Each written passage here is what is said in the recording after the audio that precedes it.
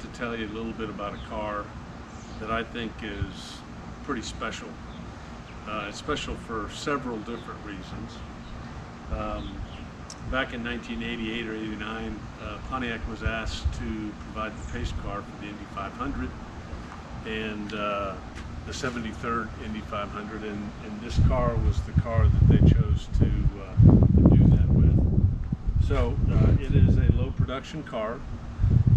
1,500 of them were produced. There were a couple convertibles, maybe 2 or 3 made by McLaren, and they were relatively special, and then there was a hardtop version without the T-tops. Most of the cars are just like you see here. Some of them had the stickers put on them right away, the Indy 500 pace car stickers, some of them did not. All white for the most part, gold spoke wheels, tan or brown leather interior, all pretty much loaded up. Again, most of them, 1,500 plus, had T-tops. The other thing special about the car was the engine. That when I first saw the car, I had no idea that such a car existed. That the Buick Grand Nationals, or the Turbo Buick cars of the mid to late 80s, had this 3.8 liter turbocharged engine.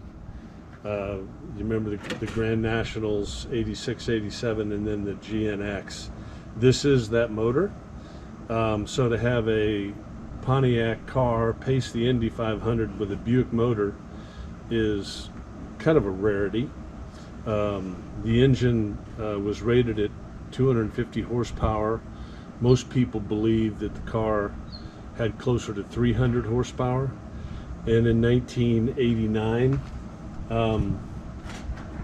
it was rated the fastest car in the United States. 0 to 60 times 4.5, 4.6 seconds. Only to be outdone by the ZR1 Corvette, which was a prototype in '89. It didn't really come out until the 1990 model. Top speed on this car was 162 miles an hour. So I believe it was the fastest production car at the time. Now, I didn't honestly know that until I did a little research on it here recently, but in driving it, pretty quickly you realize that that's true. So we'll take it here for a test drive here in a little bit. Thank you. Okay, today we're going to go for a test drive in my 1989 Pontiac Trans Am Indy Pace Car Edition.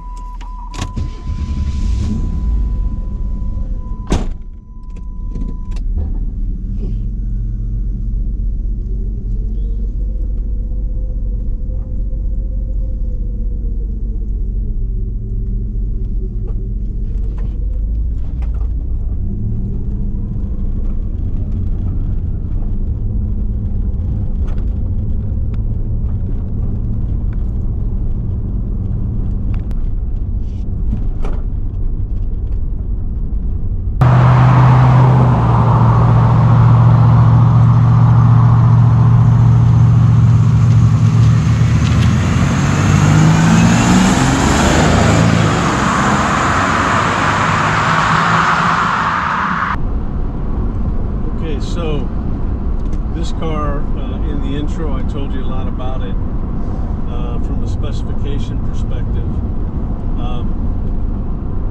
You know, I've got quite a few cars, including a Porsche 930 Turbo, Buick Grand National,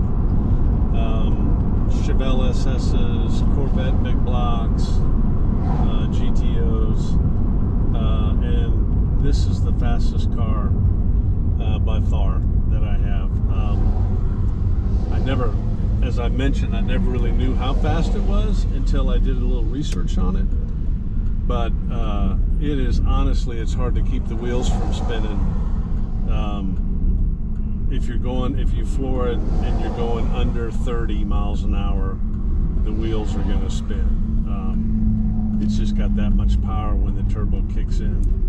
And I've no doubt the 0 to 60 in 4.6 seconds. if you can keep the tires on the road. But it's almost a little scary fast, which is, you know, strange. It's a 3.8 liter, rated 250 horse. People say 300 plus.